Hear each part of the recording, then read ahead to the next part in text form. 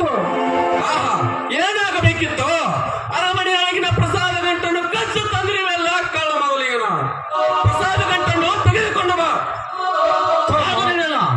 ಪ್ರಸಾದ ಗಂಟನ್ನು ಕದ್ದು ತಂದಿಲ್ಲ, ಸುಮ್ಮನೆ ಕೊಟ್ಟು ಬಿಡು. ತಮ್ಮಯ್ಯ, ನಾನು ಪ್ರಸಾದ ಗಂಟ ಕದ್ದು ತಂದಿಲ್ಲ. ತಂದೆ ತಾಯಿಯವರ ಅಮೃತ ಹಸ್ತದಿಂದ ಕೈ ಎತ್ತಿ ಕೊಟ್ಟಿದ್ದಾರೆ.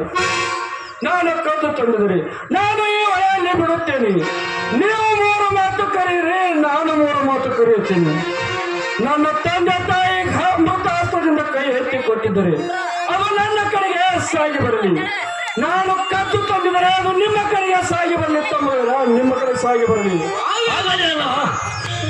ಹಾಗಾದ್ರೆ ಬಿಡುತ್ತೇನೆ ಹೊಳೆಯಲ್ಲಿ.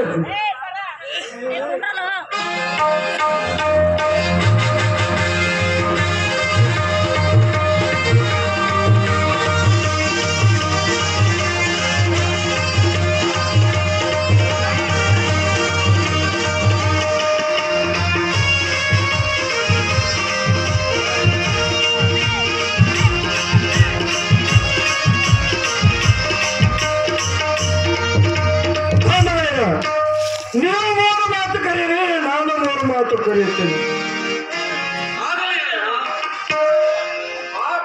ಮಹೇಶ್ವರ, ಬಾ ಪ್ರಸಾದ ಮಹೇಶ್ವರ, ಬಾ ಪ್ರಸಾದ ಮಹೇಶ್ವರ. ಮೊದಲೇನ ಪ್ರಸಾದ ಗಂಟವು ನಮ್ಮ ಕಡೆ ಬರಲಿಲ್ಲ. ನಿನ್ನ ಸತ್ತತನ ತಿಳಿಯುತ್ತದೆ. ನೀನು ಮಾತು 3 ಮಾತು ಕರೆದು ನೋಡು. ಆಗಲಿ ತಮ್ಮಯ್ಯ.